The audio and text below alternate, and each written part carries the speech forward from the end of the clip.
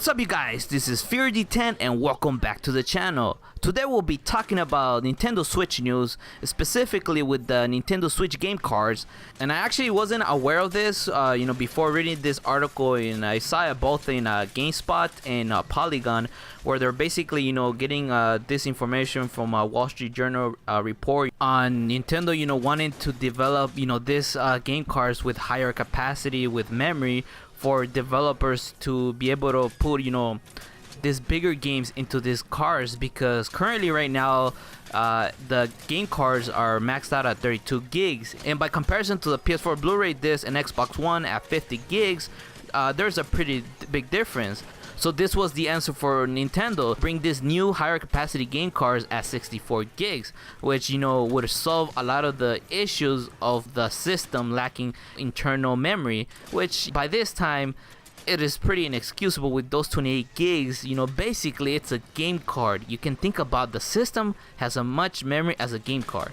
Just let that sink in for a bit if you didn't know about this, or you were kind of blind to it.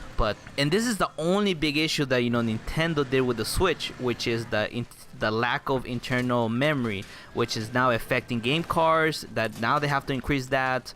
But even when the developers were talking to Wall Street Journal, if they do increase the 64 gigs of memory for the game cards, that even these bigger titles is not that the problem. Switch can handle it. I'm getting a little sidetracked, so I wanted to let you guys know that plan for Nintendo to release this 64 gig higher capacity game cards were gonna come out in the second half of 2018.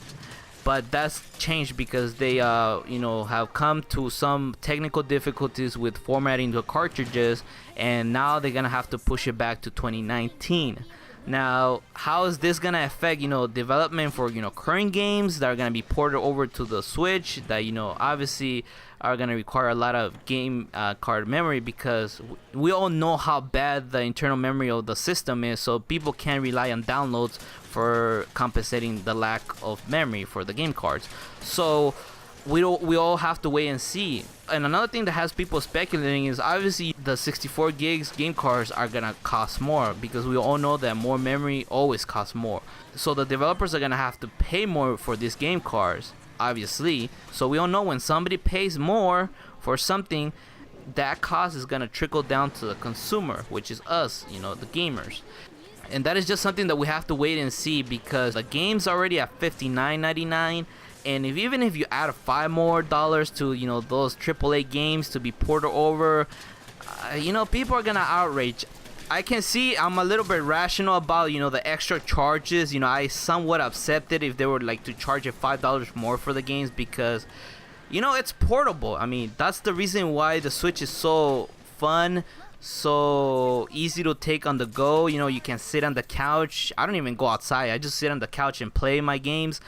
And it makes it convenient. So for $5 for the extra convenience to play a AAA game on the Switch, I don't see anything wrong with that. But I'm just saying that at the moment, we don't know what's gonna happen.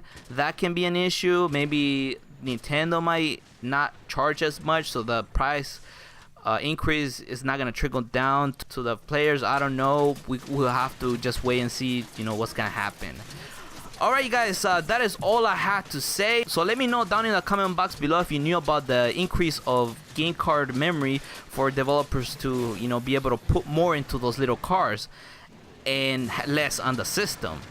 But I don't know you guys, I'm interested in your response, and as always, don't forget to comment, like, share, and subscribe if you haven't done so already. And remember that this was FuryD10. I'll be seeing you guys later.